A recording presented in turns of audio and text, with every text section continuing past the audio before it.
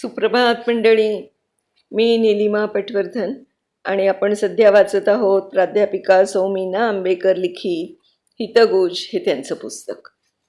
आज जो लेख मी वाचणार आहे त्याचं नाव आहे स्वप्नातली दिवाळी. स्वप्नातली दिवाळी. हिरवे निळे छोटे छोटे डोंगर, नागमोडी वळणांचे रस्ते, हिरव्यागार गवतांचा अंथरलेला गालीचा, मनमुराद धावणारा वारा, खळखळणारा झरा आणि एकमेकांना भिडलेली दाट झाडी, लता वेली आणि विविध फुलांनी बहरलेली रोपं आणि असंख्य मनोहर पक्षी. निसर्गाचा हा आविष्कार मी डोळे भरून पाहत होते. मी कोठे होते? मी रस्त्यानेच चालत होते. माझा विश्वासच बसत नव्हता. रस्त्यावरचे खड्डे पार नाहीसे झाले होते. नाही कार्स, नाही मोटरी, ट्रक, स्कूटर्स, सगळे दिवाळीच्या सुट्टीवर गेलेले. नाही हॉर्न्सचं कर्कश किंचाळणं, नाही इंजिनाचा धूर सोडणं. सिग्नल सुद्धा गावी गेलेले. रस्त्यावर फक्त पानं आणि फुलांची वर्दळ. खरंच का मी रस्त्यावरून चालली आहे? माझी पावलं नकळत पुढे जात होती. चौकात गेले तर प्रचंड आयलंड धबधब्यानं नटलेलं. तुषार रंगावर घेत मी पुढे जात होते. जरा पुढे गेल्यावर मला छोटी, सुबक, सुंदर अशी घरं दिसली. दिवाळी म्हणून सजलेली घरं. वेलींचा हिरवागार शालू नेसली होती. त्यावर रंगीबेरंगी फुलांचा कशिदा काढला होता. सोनेरी किरणांची किनार त्यावर फारच खुलून दिसत होती. घरातला लखलकाट काही वेगळाच होता. पण त्या रंगीत दिव्यांच्या माळा नव्हत्या, पण एक विलक्षण, निर्मळ, सोज्वळ तेज घेऊन आकाशातल्या तारका घरोघरी आल्या होत्या.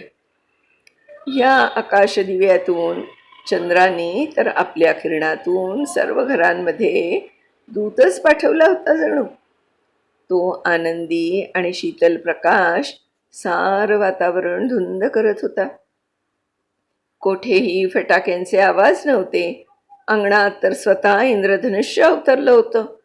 निशिगंध, रातराणीचा सुगंध आसमंतात पसरला होता. कोणीतरी भुईनळ्याचं झाड लावलं होतं. तो काय आश्चर्य! झाडाच्या ठिणग्यातून मोत्यांचा सडा पडला होता. घराजवळच्या बागेत मी गेले. एक जुनं मधुर हिंदी गाणं माझ्या कानावर पडलं. जवळपास कोठेही speakers, tape recorder, CD, radio यातलं काही नव्हतं. आजा सनम मधुर चांदनी मेहम. आवाज कुठून येतोय? मी अधिक कान टवकारू लागले. तो काय आश्चर्य! झाड एकमेकांच्या गळ्यात हात घालून चक्क गात होती.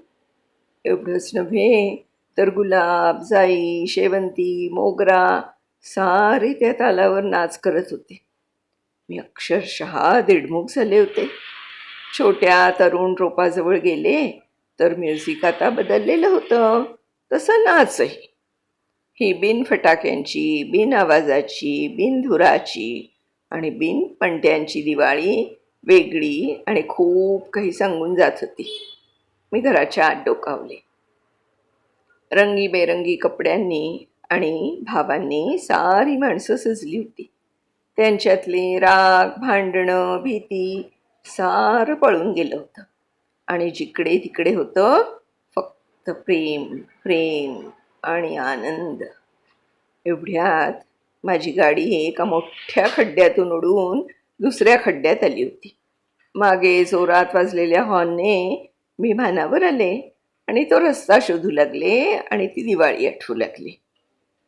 अगदी स्वप्नवट वाटतंय ना, असं की दिवाळी अशी असू शकेल, बिना आवाजाची, बिना धुराची, बिना फटाक्यांची.